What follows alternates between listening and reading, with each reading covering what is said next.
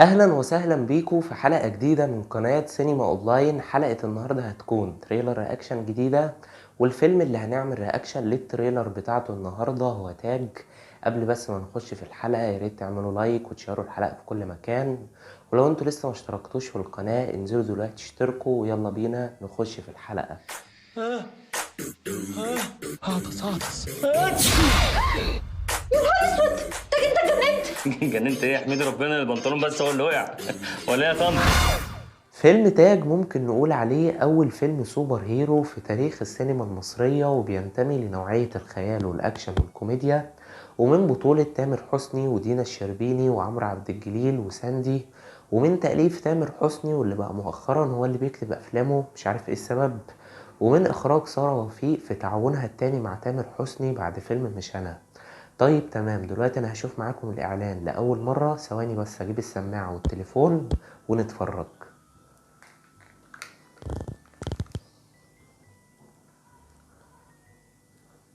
ها جاهزين؟ 1 2 3.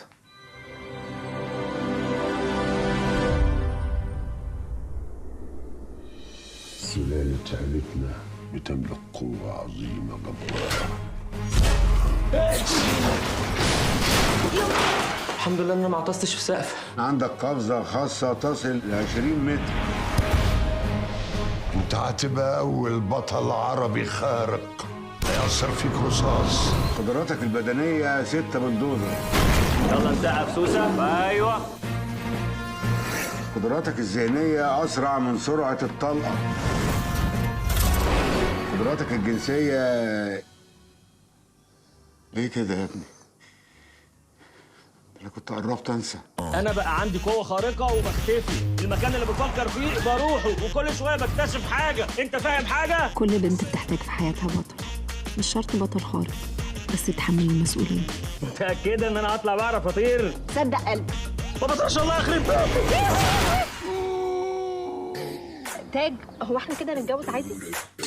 اثبت يا هيرو. هروح ازاي؟ كده لا فلوس بنزين ولا مواصلات ولا تكاسي، ههريكي فسح. سيبي التليفون، القطة بتاعتك كانت تايهة وبتدور عليكي. تيجي تختفي وأنا أمسكك. اختفي بقى. مش مصدقه؟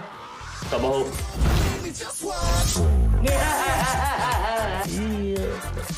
دي بقى بدلة صممناها لك مخصوص. مش رشيد دين ده يعني ايه ده؟ ما هو انت اللي ما رضيتش تلبس السليب فوق البنطلون، هتبقى خارج ازاي؟ انا كهيرو فرهطت. هلبس طقم جابتهولي امي. ياه كبرت يا تاج وماسكك كرمش. يلا بينا نعيش لسه السنين الحلوه جايه والحزن بحن النهارده عايزين دلع في كل ثانيه. يلا بينا نعيش شويه لسه السنين الحلوه جايه والحزن بحن النهارده عايزين دلع في كل ثانيه. يلا انا علمت نفسي حاجه، كل ما حد يقول لي جمله تضايقني انجح. تاج، دافع عن نفسك، قول حاجة. اهو استخدم قوته في الشر. قال يعني كده مش هنعرفه. انت متاكده من اللي بتقوليه ده؟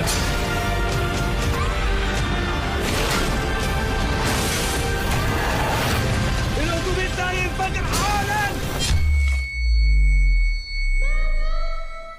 بس حلوة لقطة الأتوبيس دي. هاطس يا نهار اسود، تاج انت اتجننت. جننت ايه يا حميد؟ ربنا البنطلون بس هو اللي وقع ولا يا طنط؟ ماشي. أكتر لقطة ضحكتني اللي في الآخر، وعمرو عبد الجليل طبعا يعني كل الإفيهات اللي قالها في الإعلان، لا عمرو عبد الجليل في حتة تانية. كمجمل بقى الإعلان مبدئيا كده طويل جدا، مدته 3 دقايق، كويس. يمكن أنا كنت مستني حاجات أقوى من كده، بس الإعلان يعني تمام. نتكلم الأول عن القصة. بنشوف إن في أول الإعلان تامر حسني بيكتشف إن هو عنده قوة خارقة، وتقريبا كده الموضوع هيبقى فيه 2 سوبر هيرو، واحد طيب واحد شرير، فهنشوف الموضوع هيمشي ازاي. ولكن عشان ما اضحكش عليكم، انا بصراحة قلقان من موضوع القصة وقلقان من حاجات تانية كتير. قلقان من موضوع القصة لان تامر حسني اخر فيلمين ليه كانوا من تأليفه، فيلم مش انا وفيلم بحبك. ولو جينا نبص على الفيلمين، لا في مشاكل كتيرة جدا من ناحية السيناريو والقصة. فمش عارف ليه تامر حسني مصمم على حتة ان هو اللي يكتب افلامه. انا شايف من وجهة نظري ان هو مش ناجح في حتة التأليف، فيسيبها لحد عنده خبرة. هنشوف. يعني اتمنى ان قصة الفيلم تبقى كويسة والسيناريو يبقى متماسك. بالنسبة للكوميديا، في حاجات كانت لطيفة في الاعلان وفي حاجات كانت لأ.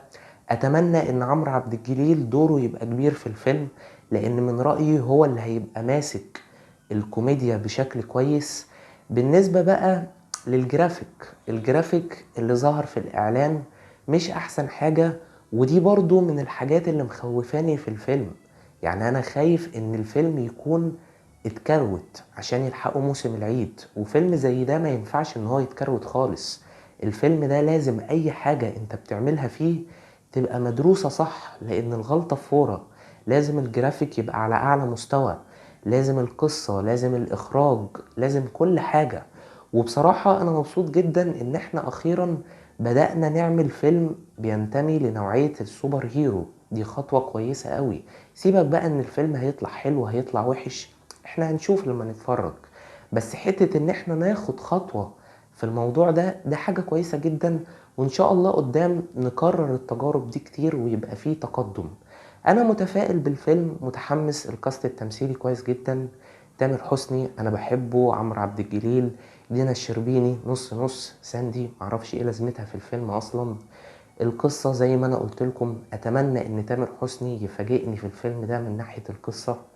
الاخراج لسارة وفيه فيلم مش انا كان فيه بعض برضو العيوب الاخراجية، لكن هنشوف هي في تحدي كبير جدا وهل هتنجح فيه ولا لأ. لقطة الاتوبيس اللي انا قلت لكم عليها واضح انها متنفذة بشكل كويس.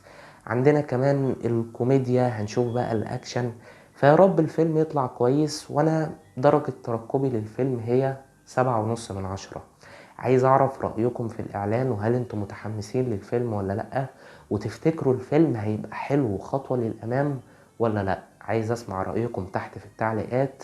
ورب الحلقة تكون عجبتكم، ولو عجبتكم اعملوا لايك وشاروا الحلقة في كل مكان، واشتركوا في القناة لو أول مرة، وما تنسوش تتابعوا صفحة سينما أونلاين على الفيسبوك. شكرا جدا ليكم على المشاهدة. أشوفكم على خير. سلام.